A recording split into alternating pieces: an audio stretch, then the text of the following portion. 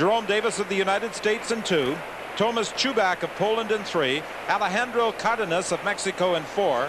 Sanderlei Parrela of Brazil in 5. Danny McFarlane of Jamaica in 7. And Mark Richardson of Great Britain in lane 8. Johnson is the only man under 44 seconds this year, despite having raced quite lightly. He did not finish a 400 meters in Stockholm on July 30th, and this was only his 3rd loss in his last 75 races at the distance. If he wins the 400 here in Seville, as he is favored to do, he will join Sergei Bubka, the 6-time pole vault champion, as the most decorated gold medalist. Now, because of right leg injuries, the 1996 Olympic 200-400 meter champion had to withdraw from the 200 meters at the United States Championships in June. And there were some people at the time speculated that he did so to avoid a showdown with Maurice Green. But the other day he said, these back problems have to be treated every day. So he did not feel it was possible to attempt a 200-400 double as he did in Atlanta, where he set the world record in the 200. It's probably a very wise decision, because he can't afford to be injured extensively when he commands such a great appearance fee at the various meets in and around Europe.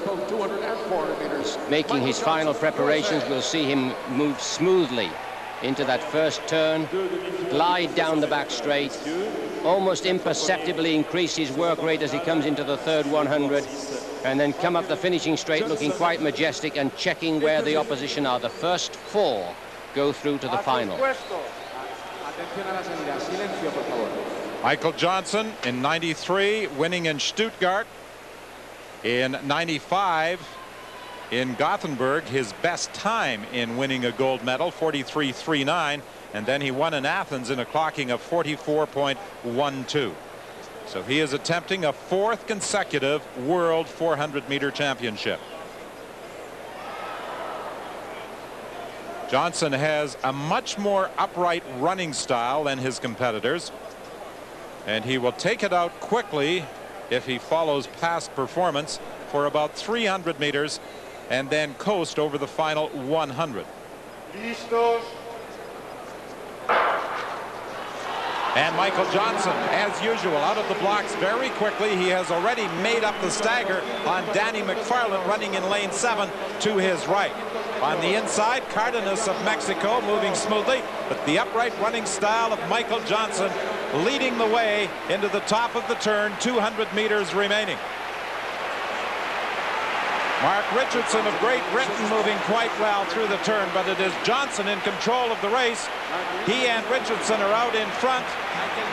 Parrela of Brazil trying to move up. Cárdenas trying to move up. Johnson glances over. He shuts things down, glancing to both sides, easing up as he heads to the finish line.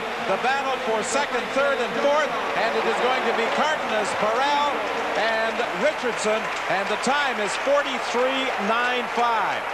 And this is a fast track. The 43.29 world record of Butch Reynolds might just fall, if that is any indication, because Geoff, he eased up 70 meters from the finish line. An impeccable performance. He glides round the first turn. There's no perceptible difference in his running action from start to finish, moving beautifully down the back straight. Conserving energy, running fast for the first 200, but not by any means flat out. Moves into the 3rd 100, where he very, very gradually increases his work effort, but he still looks exactly the same as he did on the first 100, and then has a quick glance to see what the rest of the field are looking like. They're 5 meters behind. Now he just conserves his energy and runs as fast as he needs to up that final 100. A magnificent display of 400 meter running. Michael Johnson.